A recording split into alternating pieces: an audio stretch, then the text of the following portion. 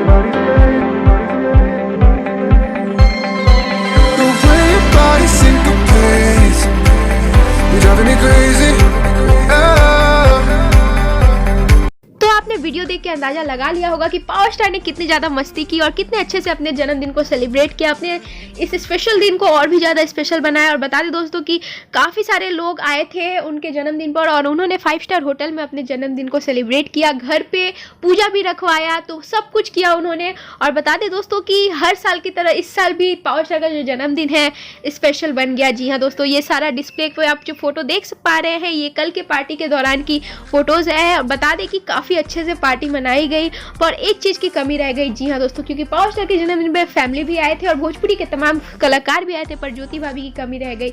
उम्मीद करते हैं आपको एक खबर पसंद आया होगा। पसंद आए तो लाइक शेयर कमेंट करना मत भूलिएगा, और हमारे चैनल वाव भोजपुरी को जरूर सब्सक्राइब करिएगा।